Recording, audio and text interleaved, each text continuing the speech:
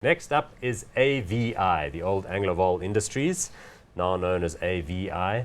Remember when Anglo-Vol Group split in two, this was the industrial part of the business, but it's got a brand portfolio that ranges from hot and cold beverages, and by that we mean teas, coffees, that kind of thing. Sweet and savoury snacks, so that's the biscuits, the baker's business, as well as Willard's chips, and then a bunch of fresh convenience foods. Remember too, though, that it has a kind of a luxury brands thing too, because about 5 or 6 years ago, CEO Simon Crutchley took them into the AD Spitz, Carvela, Green Cross, all of that stuff as well. And then, just to put a cherry on top of it all, it's got a perfumes and related cosmetics business down on the Western Cape. 28.3 billion rands worth of market cap. Very solid performer. Price earnings ratio dead in the middle of where you'd like to see them, 20. Dividend yield 3.82. Very consistent performer.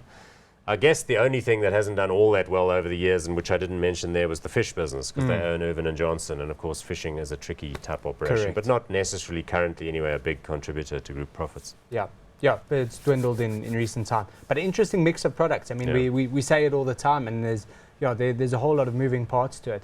What I like about the business is that it caters to a wide variety of the consumer spectrum. So, in a sense, you're getting quite a bit of diversification within the group, different margins, different drivers, and particularly on the high-end stuff, the luxury goods, that's where they're really able to command good margins.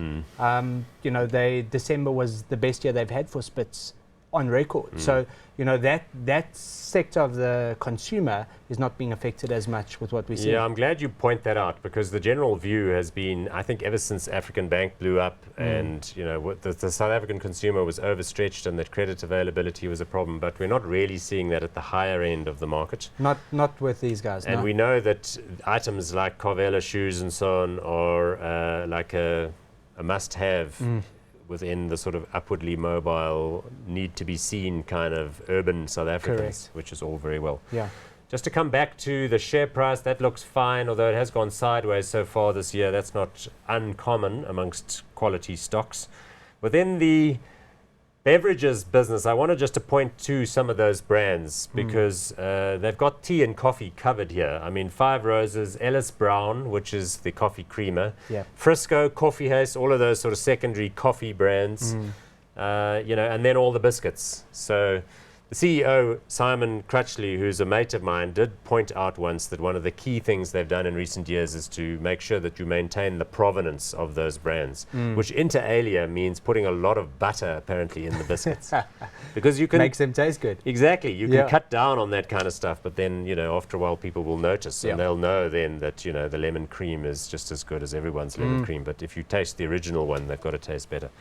Okay.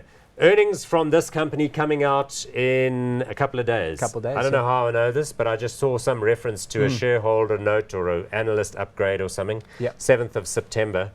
So if the upper end consumer is doing slightly better, that sounds to me like a plus, right? This sounds like potentially a bit of a catalyst for this group of earnings. Yeah, it is, and it might offset a bit of softness in the lower consumer. So yeah, we're going to watch it closely. Okay, but we're hot on this one.